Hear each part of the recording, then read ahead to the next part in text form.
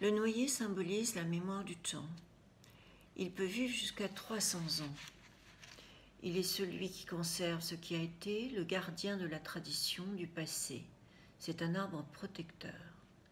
Dans son livre, Marianne Pascal raconte comment, à partir d'un drame, la noyade de son petit frère Théo à l'âge de 3 ans, tout un rituel se met en place au sein de sa famille pendant des années, en toute inconscience de ce qui se joue réellement.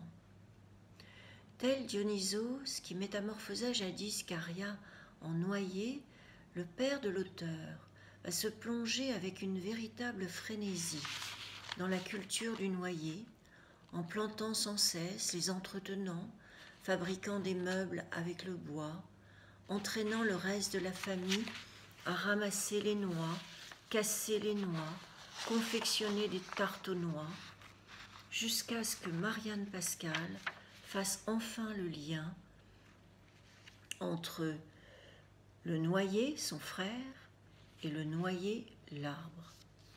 Nous absorbions le noyer, écrit-elle. Nous digérions la douleur infligée par la mort de Théo, petit à petit. Nous absorbions sa mort, nous la digérions, grâce aux arbres que mon père avait plantés, sans le savoir. Nous avons ainsi réussi à survivre. Comment chacun, dans cette cérémonie funèbre sans fin, s'arrange avec ce drame? Comment l'inconscient de chacun invente des façons de faire vivre le défunt, d'atténuer la douleur et ainsi survivre? C'est tout l'objet de l'ouvrage de Marianne Pascal qui se livre ici à une exploration de cet inconscient, de sa nature souterraine, impérieuse, de la façon dont il agit, dont il nous préserve, nous égare et travaille au corps ceux qui ne l'entendent pas. Dans l'écheveau de sa réflexion, allant, venant, tournant autour de son sujet, sinueuse comme les méandres d'une noix, c'est le mystère insondable de cet inconscient qu'elle tente de cerner. Dans le but sans doute d'arrêter la ronde infernale de celui qui nous mène, comme elle le dit, par le bout du nez, déposer enfin son sac plein de noix et partir, comme elle le dit encore, vers d'autres paysages plus calmes, plus ouverts, plus sereins.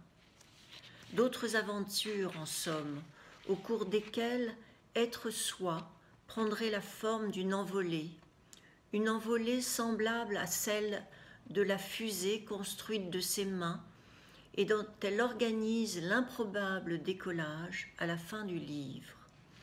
Comme si, après les longues années passées enchaînées aux racines des noyers que son père plantait, autant qu'à cet inconscient qu'elle ne voyait ni n'entendait, il y avait en elle une envie d'ailleurs, de grand air, de liberté, une envie aussi peut-être de retrouver un peu de la légèreté d'autrefois, quand elle était petite, quand sur les grands rouleaux de papier rapportés à la maison par son père, elle dessinait déjà des fusées, avant que la mort de Théo ne vint mettre un terme au temps béni de l'enfance, de l'innocence et tout bouleverser.